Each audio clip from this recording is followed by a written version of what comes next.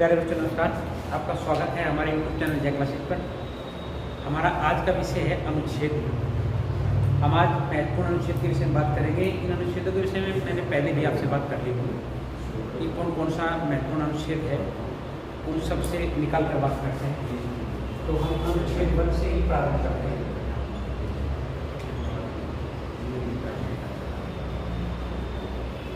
अनुच्छेद 1 कहता है कि भारत एक राज्यों का संघ, राज्यों का संघ होगा। माने भारत बहुत सारे राज्यों से मिलकर बना होगा, जिसकी संपूर्ण कार्य शक्ति जो है उस संघ में नहीं होगी। राज्यों को उनकी स्वैच्छिक अधिकार प्रदान किए जाएंगे। इसका समर्थन अनुच्छेद 1 करता है। अनुच्छेद 2 कहता है इसे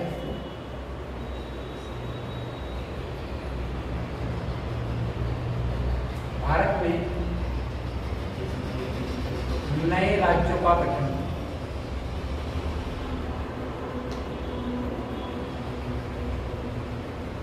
एवं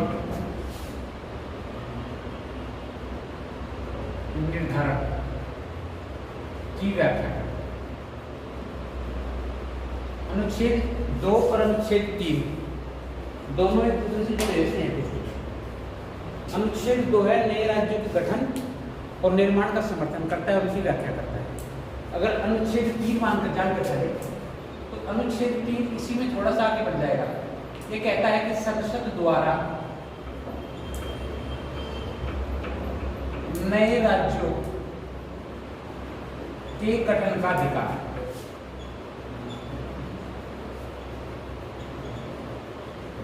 एवं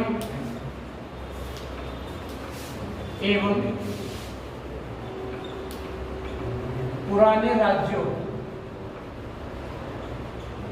की सीमाओं का निर्धारण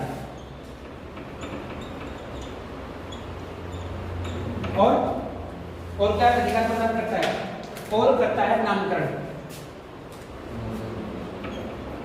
एवं नामकरण का अधिकार। ये संसद को है। इस बात का समर्थन अनुच्छेद 3 करता है। ठीक है बच्चों, छोड़ करते हैं कि अनुच्छेद 5 के बारे में बात करते हैं। अनुच्छेद 5 कहता है कि जब भारत का संविधान लागू हुआ,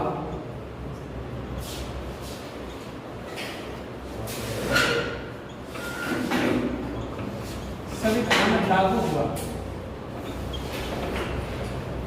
उस समय जो व्यक्ति भारत में वास करता था, इसमें थोड़े से परिवर्तन किए गए हैं, लेकिन फिलहाल हम अनुच्छेद 5 को पढ़ रहे हैं। इसमें क्या परिवर्तन किए गए इसके बारे में हम बात करेंगे। वास करने का मतलब रहता था, ठीक है, अथवा माता पिता यानी चलो भारतीय थे, वह भारत का नागरिक माना जाएगा।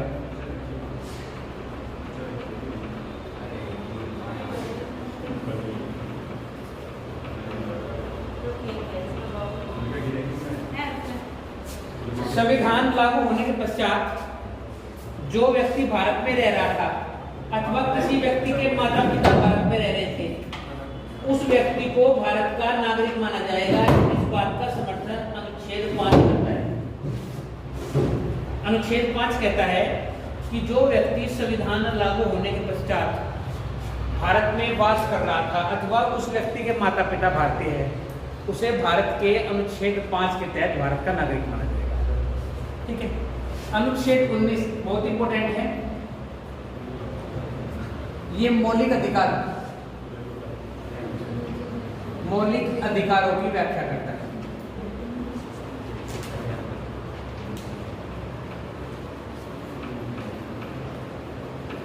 जब मूल संविधान बना उस समय 7 मौलिक अधिकार थे।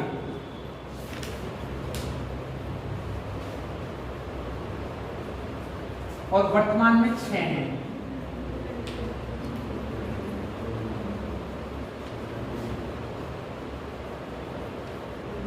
जो संपत्ति का अधिकार है उसे मौलिक अधिकार से हटाकर कानूनी अधिकार में डाल दिया गया। वो अनुच्छेद 300 कै में आज भी आप पढ़ेंगे, अनुच्छेद 300 कै में चला गया। वो हुआ ये कि 44वां संविधान संशोधन हुआ 1978। इसी में डाल देता हूं नोट, 44वां संविधान संशोधन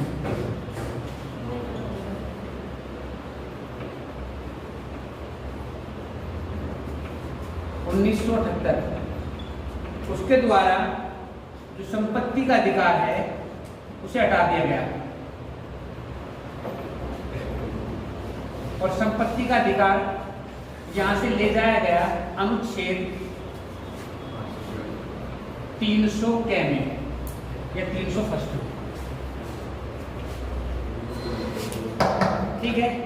इसके पश्चात हम एक दिन बात करेंगे विलेज में, वो भाग के अंदर बात कर ली थी अनुच्छेद 21 कै।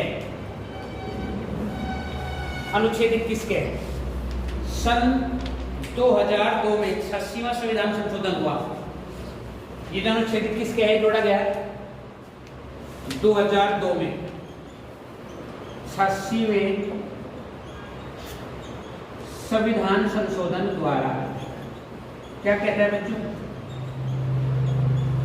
ये कहता है कि 8 से 14 वर्ष, सॉरी 6 से 14 वर्ष की आयु के सभी बच्चों के लिए निःशुल्क एवं अनिवार्य शिक्षा का समर्थन करता है। जब मैं भाग पढ़ा था तब इसने कहा था कि 21 कै भी भाग होता है, तो 21 कै मैंने बताया था भाग नहीं, 21 कै अनुच्छेद। अनुच्छेद का तात्पर्य ये है कि इसमें इसे बाद में जोड़ा गया 86वें संविधान संशोधन द्वारा वर्ष 2002 में, और अधिकार प्रदान किया गया जिन बच्चों की आयु 6 से 14 वर्ष है उन बच्चों को निःशुल्क एवं अनिवार्य शिक्षा प्रदान करने के लिए जोड़ा गया। कारण समझिए, कारण ये है कि भारत में संपूर्ण आबादी को शिक्षित कराने के लिए इस प्रावधान को जोड़ा गया, जो हम आजादी के बाद से अब तक प्रयास करते हैं। अनुच्छेद 32 इंपोर्टेंट है। डॉक्टर भीमराव अंबेडकर ने इसे भारतीय संविधान की आत्मा कहा है। क्या है? संवैधानिक उपचारों का अधिकार। संवैधानिक उपचारों का अधिकार इंपोर्टेंट है, एक्सेप्टेड है, बहुत परीक्षाओं में आया है। दोनों तरीके से पूछ सकता है, आपसे ये भी पूछ सकता है कि किस अनुच्छेद को डॉक्टर भीमराव अंबेडकर ने भारतीय संविधान की आत्मा कहा है, तो वो संवैधानिक उपचारों के अधिकार को कहा है। ठीक है। इसके पश्चात अनुच्छेद 53 के बारे में बात करते हैं।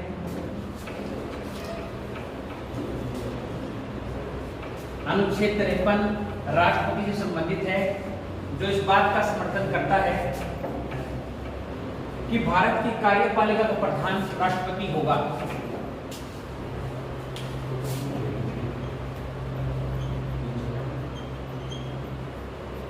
कहता है भारत की कार्यपालिका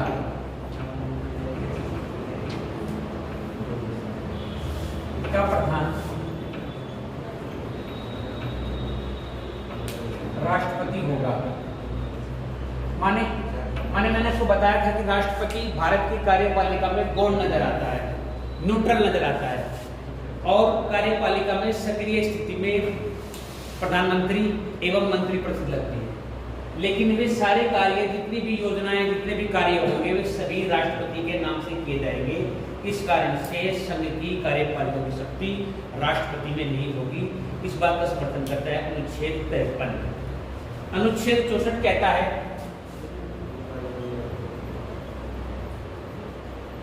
अनुच्छेद 64 राज्यसभा के पदेन सभापति की व्याख्या करता है। कौन होता है? जो भारत का उपराष्ट्रपति, ये तो पता होगा, उपराष्ट्रपति होता है। अनुच्छेद 64 इस बात का समर्थन करता है कि भारत का उपराष्ट्रपति राज्यसभा का पदेन सभापति होगा। अनुच्छेद 74 कहता है कि भारत की एक मंत्री परिषद होगी।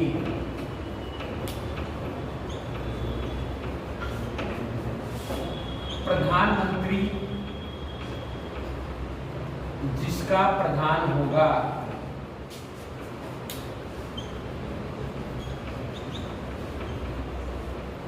मंत्री परिषद का गठन प्रधानमंत्री की संस्तुति पर कौन करेगा?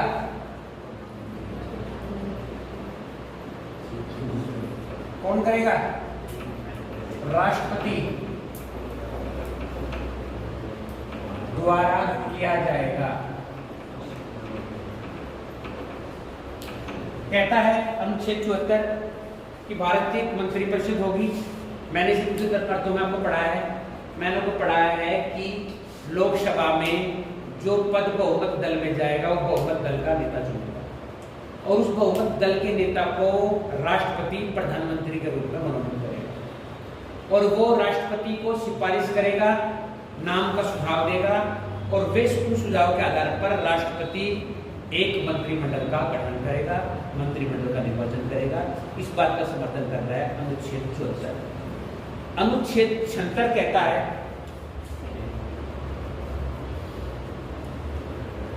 राष्ट्रपति द्वारा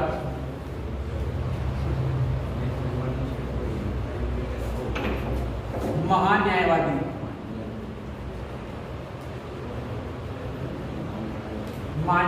की नियुक्ति की जाएगी।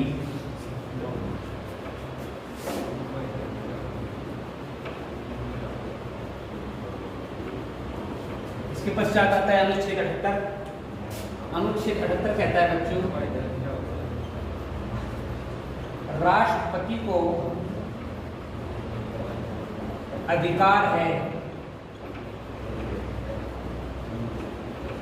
कि वह शासन, अब यहां ध्यान तो बात नहीं, शासन एवं योजनाओं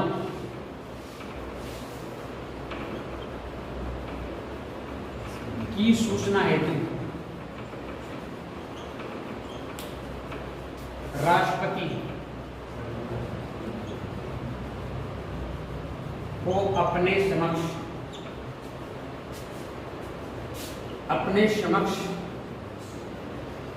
प्रस्तुत कर सके। अनुच्छेद 78 उस बात की ओर इशारा करता है जिसमें हमने कहा कि राष्ट्रपति जो है वो कार्यपालिका का प्रधान है। अनुच्छेद 78 ये कहता है कि राष्ट्रपति को पूरा अधिकार है कि वो अपने द्वारा क्रियान्वित योजनाओं के बारे में जानकारी देने के लिए, शासन अथवा प्रशासन की कोई भी जानकारी देने के लिए प्रधानमंत्री को अपने सामने प्रस्तुत कर सकता है और प्रधानमंत्री को सूचना देने के लिए राष्ट्रपति के पास जाना होगा। ये अनुच्छेद 78 इस बात का समर्थन करता है। अनुच्छेद 86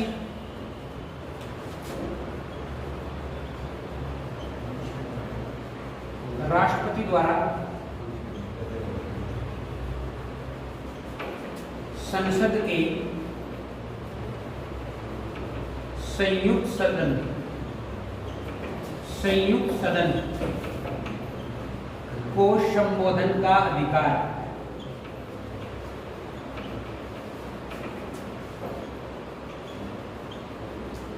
प्रदान करता है। अनुच्छेद 86 ये कहता है कि राष्ट्रपति के पास विशेष अधिकार है कि वो दोनों सदनों के पास जाए। बात करके डिस्टर्ब होता है, मैं बहुत फोकस करके बहुत यूज करके काम करता हूं। दोनों सदनों के संयुक्त अधिवेशन को आहूत कर सकता है। दोनों सदनों के संयुक्त अधिवेशन में भाषण अथवा संबोधन देने के लिए दोनों सदनों को बुला सकता है। ठीक है, इसी में एक विशेष कंडीशन है अनुच्छेद 108। वो संयुक्त सदन में जुड़ा हुआ है इसी से। वो ये कहता है कि अगर किसी विषम परिस्थिति में लोकसभा एवं राज्यसभा में एक ही विधेयक में गतिरोध हो जाए, एक सदन उसका समर्थन कर दे और एक सदन उसका विरोध कर दे, तो ऐसी परिस्थिति में भी संयुक्त अधिवेशन बुलाया जा सकता है। बात समझ रहे हैं? मैंने क्या बताया? मैंने बताया कि लोकसभा और राज्यसभा अगर दोनों में एक ही विधेयक पर गतिरोध पैदा हो जाए, एक सभा उसका समर्थन करती है और एक विरोध, तो फिर राष्ट्रपति के पास अधिकार है कि संयुक्त अधिवेशन बुलाया जाए। तो अनुच्छेद 108 आप लिख सकते हैं, गतिरोध की स्थिति में संयुक्त अधिवेशन का समर्थन करता है।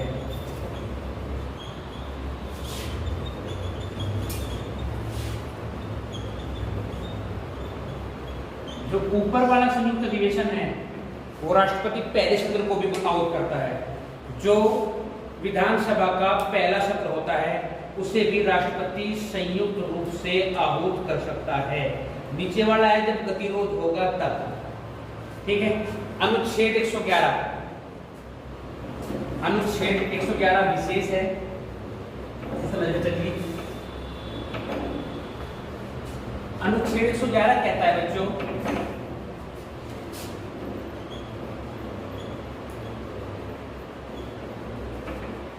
यदि सदन राष्ट्रपति को कोई विधेयक राष्ट्रपति के पास भेजता है और राष्ट्रपति उसे पुनः विचार के लिए संसद के पास भेजता है, अगर पुनः विचार के पश्चात वही विधेयक वापस राष्ट्रपति के पास पहुंच जाता है तो राष्ट्रपति को निर्विचार होकर उस पर अपने साइन और अनुमति देनी है। यह अनुच्छेद 111 की बात समर्थन करता है। क्या कहा? सदन द्वारा भेजा गया विधेयक एक बार राष्ट्रपति द्वारा पुनर्विचार के लिए करने के बाद राष्ट्रपति को अनुमति प्रदान करनी होगी।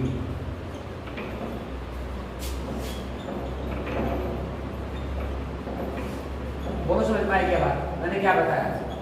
मैंने बताया कि अगर लोकसभा किसी विधेयक को राष्ट्रपति के पास होने के पश्चात राष्ट्रपति के पास भेजती है और राष्ट्रपति उस विधेयक पर अपनी अनुमति प्रदान न करके पुनः विचार के लिए लोकसभा को बता देता है और लोकसभा उस विधेयक को पुनः राष्ट्रपति के पास भेजे तो राष्ट्रपति को उस विधेयक पर अपनी अनुमति देनी अनिवार्य है।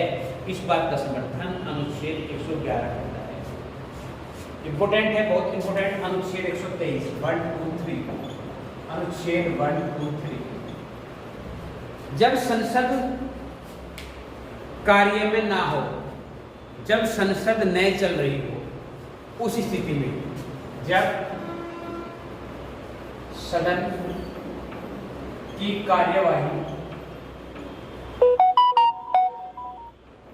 न चल रही हो तो लोक कल्याण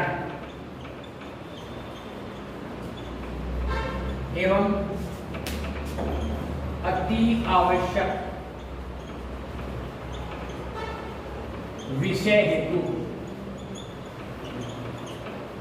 राष्ट्रपति के पास, अति आवश्यक विषय हेतु राष्ट्रपति के पास अध्यादेश जारी करने की शक्ति,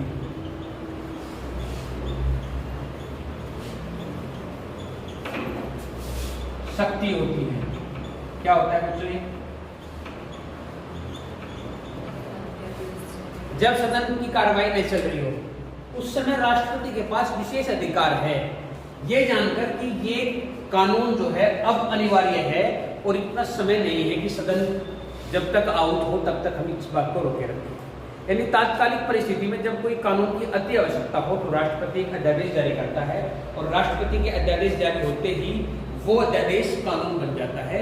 जैसे हाल फिलहाल पिछले दिनों में कृषि बिल आया था, उसे अध्यादेश द्वारा जारी किया गया था। लेकिन यहाँ एक कोड है, एक कंडीशन है, यह अध्यादेश तब तक ही कानून माना जाएगा जब तक राष्ट्रपति के अध्यादेश जारी करने के पश्चात सदन चलने के 6 सप्ताह के अंदर उसे पारित नहीं किया जाए। अगर सदन चली और 6 सप्ताह के पश्चात सदन द्वारा इस अध्यादेश को कानून बनाकर प्रस्ताव विधेयक पास नहीं किया गया तो ये कानून समाप्त हो जाएगा स्वतः। अध्यादेश चाहे राष्ट्रपति जारी करो चाहे राज्यपाल, दोनों कंडीशन में ये काम होगा। इस पर विधानसभा अथवा राज्यसभा सदन चलने के 6 सप्ताह के अंदर इसे विधेयक पारित करेगी। अगर नहीं करेगी तो इस समाप्त हो जाएगा। बोलो समझ में आ रहा है? अनुच्छेद 128 124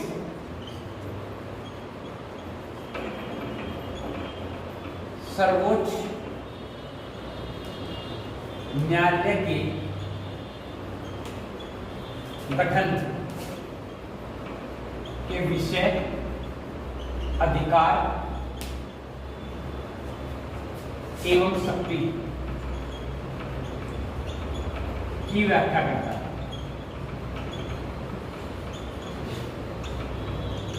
अनुच्छेद 124 कहता है कि भारत का एक सर्वोच्च न्यायालय होगा जिसको अधिकार होगा कि वो निचली अदालतों द्वारा दिए गए निर्णयों पर पुनः विचार कर सके, उनमें संवैधानिक दृष्टि से अथवा विधि के अनुरूप परिवर्तन कर सके। ये सारे के सारे अधिकार जो है अनुच्छेद 124 के तहत सर्वोच्च न्यायालय के गठन के लिए कार्य करेंगे। अब बात करते हैं अनुच्छेद 200, बिल्कुल मैच करता है किससे? अनुच्छेद 200 ऐसा है जैसा अनुच्छेद 111 राष्ट्रपति के संदर्भ में है, ऐसा ही अनुच्छेद 200 जो है विधायिका का राज्यपाल से। ये ऐसा है यदि विधायिका, यानी ये राज्य कार्यपालिका का है और ये केंद्रीय कार्यपालिका का है, यदि विधायिका कोई विधेयक राज्यपाल के पुनर्विचार के पश्चात, राज्यपाल के पुनर्विचार की अनुमति के बाद पुनः राज्यपाल को भेजे, तो क्या होगा? तो राज्यपाल द्वारा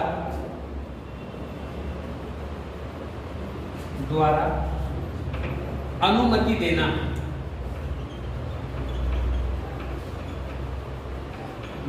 अनिवार्य होगा। समझो इस बात को। राज्यपाल को अधिकार है कि वो किसी विधेयक को राष्ट्रपति के पास भेज सकता है विचार के, लेकिन अगर उसने वापस सदन को भेज दिया, उसने विधानसभा को भेज दिया, राज्य विधानसभा को भेज दिया, और राज्य विधानसभा ने उस पर पुनर्विचार के पश्चात संशोधन किए नहीं किए और उसे फिर वापस राज्यपाल को भेज दिया, तो फिर राज्यपाल की मजबूरी हो जाएगी कि उसे वो पास करना पड़ेगा। अब ये चलिए 1 2 3, अब इसमें थोड़ा सा चेंज कर देते हैं। अनुच्छेद 213 अंक वही है, बस क्रम पलट गया है, ठीक है। ये राज्यपाल की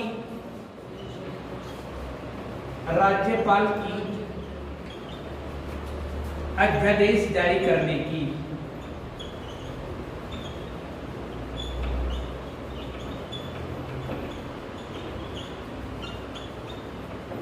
शक्ति की व्याख्या।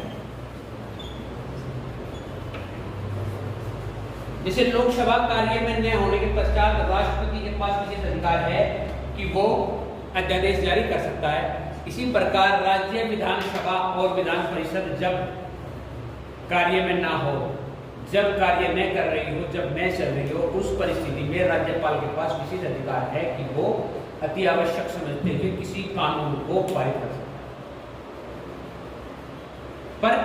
पर यहाँ भी कंडीशन वही है बच्चों, यहाँ भी कंडीशन वही है कि अगर राज्यपाल ने कोई कानून पारित कर दिया, कोई कानून पास कर दिया, अध्यादेश जारी कर दिया, तो वो उस राज्य की विधानसभा के जारी या चलने के प्रथम बैठक के 6 सप्ताह के अंदर विधानसभा द्वारा पास किया जाना अनिवार्य है। अगर 6 सप्ताह के अंदर उस राज्य की विधानसभा उसे पास नहीं करती तो राज्यपाल द्वारा जारी किया गया अध्यादेश कानून नहीं रहेगा, स्वतः ही समाप्त हो जाएगा। इस बात का भी इसमें कंडीशन मानी जाएगी। राज्यपाल की जो अध्यादेश जारी करने की शक्ति है, ये एक विशेष प्रावधान है। अब बात करते हैं अनुच्छेद 226।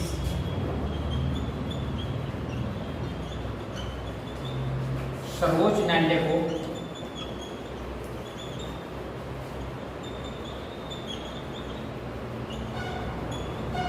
मूल अधिकारों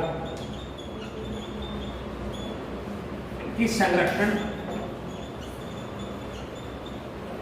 एवं परिवर्तन का अधिकार है।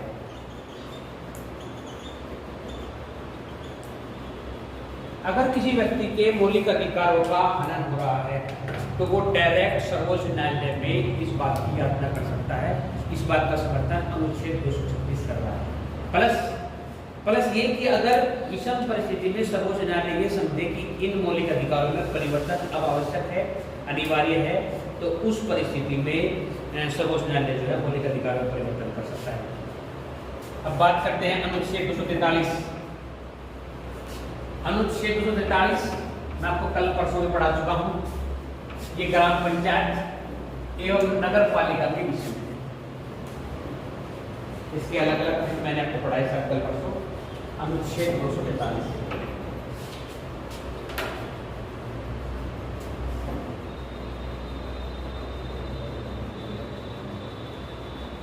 ये ग्राम पंचायत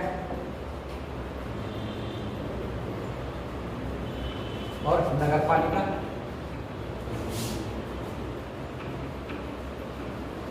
के गठन,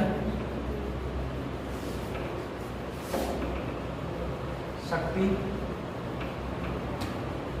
एवं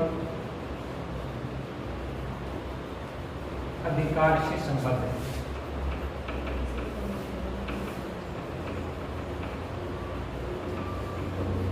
अनुच्छेद 243 के अलग अलग खंड जो है ग्राम पंचायत के अधिकार, नियमावली और नगर पालिका के अधिकार एवं नियमावली की व्याख्या करता है।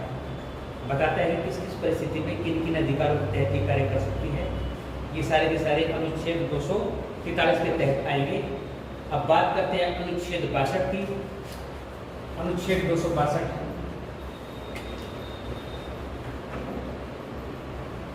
अनुच्छेद 262 जो है बच्चों, अंतरराज्य स्तर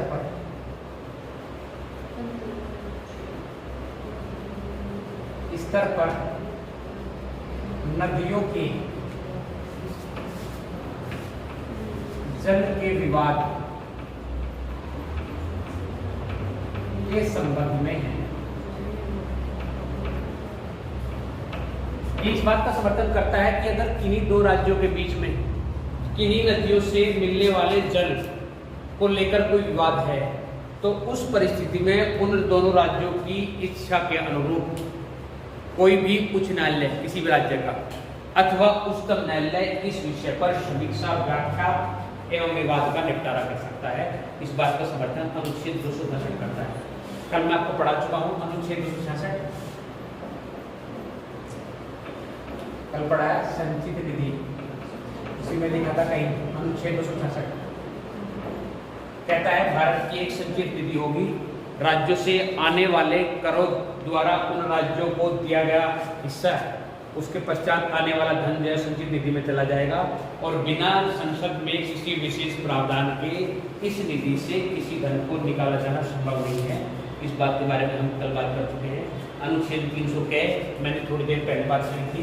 अनुच्छेद 300 के क्या है, थोड़ी देर पहले लिखा था, मैंने लिखा था संपत्ति का अधिकार।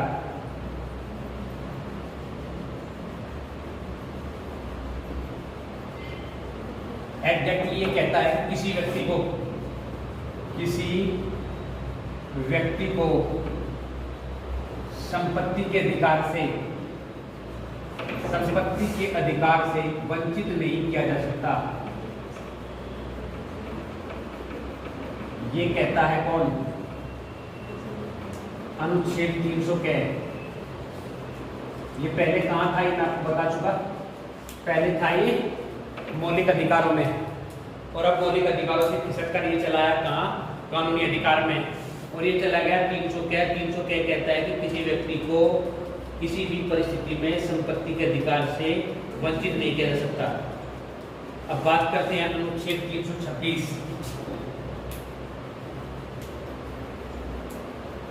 ये लोकसभा और राज्यसभा के निर्वाचन संबंधित है। ये कहता है कि लोकसभा एवं राज्यसभा के निर्वाचन में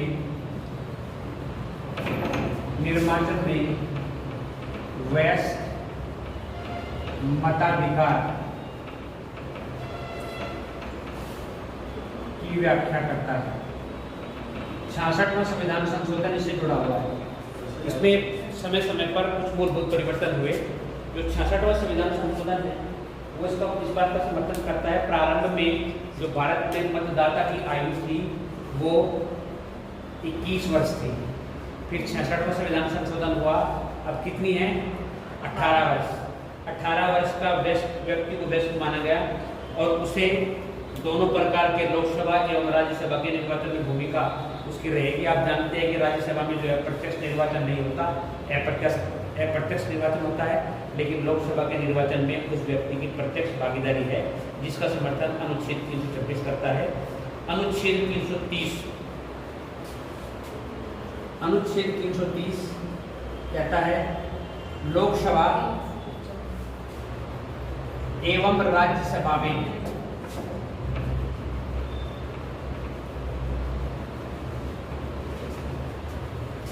अनुसूचित जाति एवं अनुसूचित जनजाति हेतु आरक्षण की व्याख्या करता है।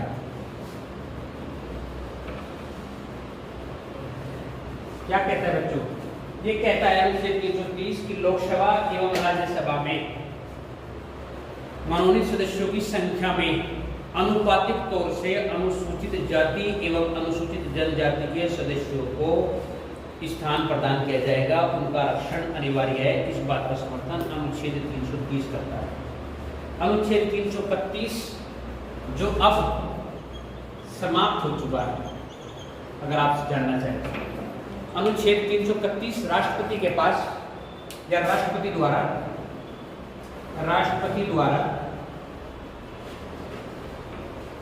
लोकसभा में 2 आंगन भारतीयों को मनोनीत करने का अधिकार है।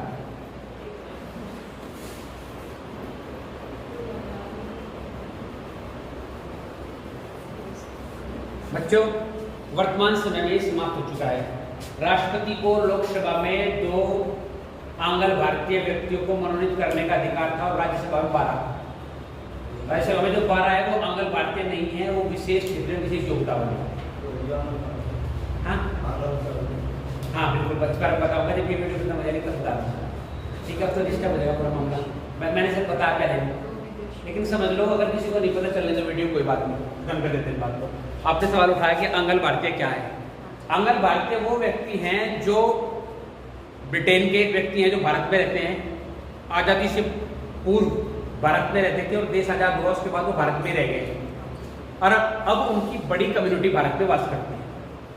तो उन व्यक्तियों का नेतृत्व करने के लिए, उन व्यक्तियों को देखरेख के लिए उस क्षेत्र से एक नेता आना अनिवार्य था। इसलिए उस क्षेत्र से एक नेता का चुनाव आंगन भारतीय के रूप में विधानसभा में अब तक किया जाता था। अब ये संविधान संशोधन के तहत समाप्त कर दिया गया है। इसलिए 332 की बात इसलिए करनी जरूरी है क्योंकि यह हाल फिलहाल के एग्जाम में इस तरह से आएगा, आपसे विधानसभा में लोकसभा में सदस्यों की संख्या पूछ सकता है, और वो घट जाए तो हो जाएगी 550 हो जाएगी।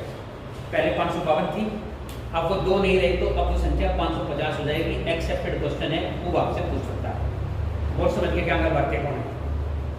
आंग्ल भारतीय वो है जो ब्रिटिश है या फ्रांसीसी है, ऐसे लोग जो है इनको इनके मनोनयन का अधिकार राष्ट्रपति को प्रत्येक राज्य की विधानसभा में भी अधिकार है, एक छोड़ के सिक्किम को छोड़कर सभी राज्यों की विधानसभा में एक सदस्य को मनोनयन का अधिकार है, अगर उस क्षेत्र में इस कम्युनिटी के लोग वास करते हैं तो। सिक्किम में जो है बुद्धिस्ट मनोनीत किया जाता है, सिक्किम ऐसा राज्य है वहाँ बौद्ध भिक्षु को मनोनीत किया जाता है। बात करते हैं अनुच्छेद 333। अनुच्छेद 333 कहता है,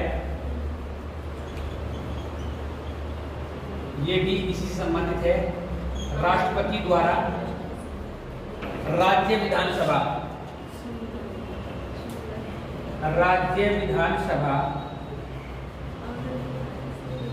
में एक आंगन भारतीय का मनोनयन।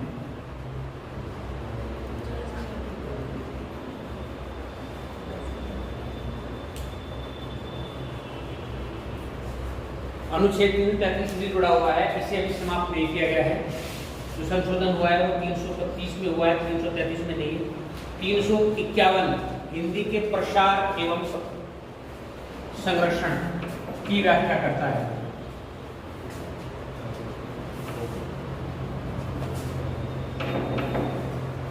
अनुच्छेद 351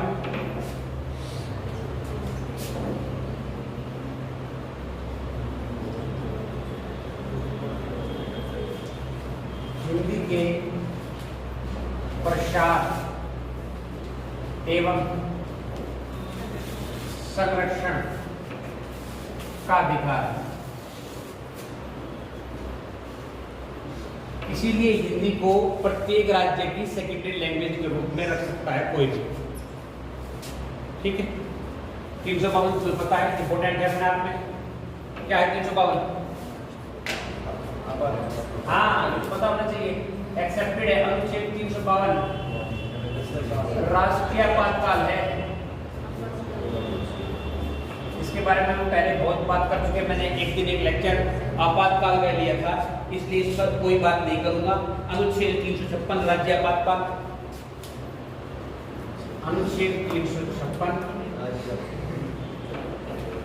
राज्य आपातकाल, इसके बारे में बात नहीं करूंगा।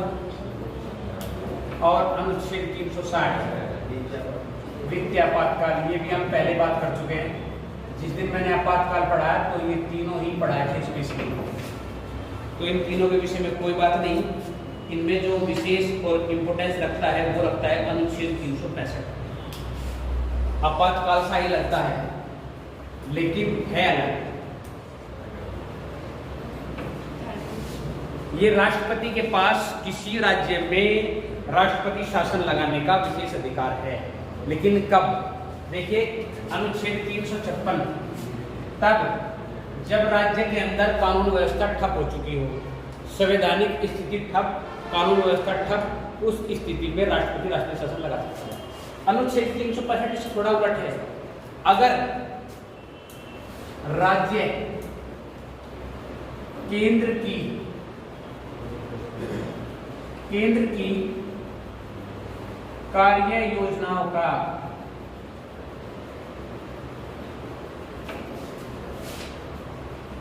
ठीक से क्रियान्वयन नहीं करता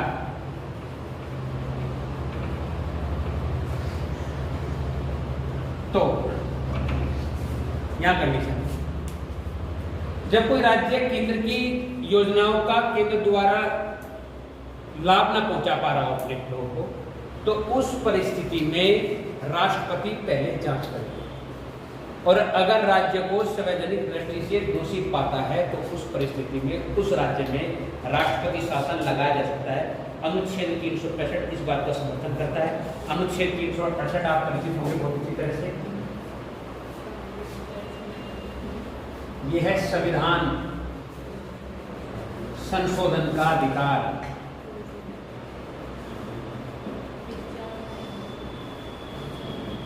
अनुच्छेद 368 कहता है संसद के पास अधिकार है कि वो किसी विषय पर संवैधानिक संशोधन प्रदान करा सकती है।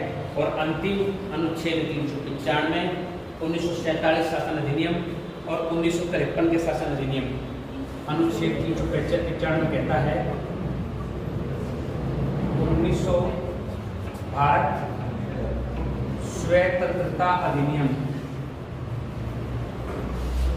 अधिनियम 1947 एवं भारत शासन अधिनियम 1953 को प्रीवी काउंसिल के अभाव में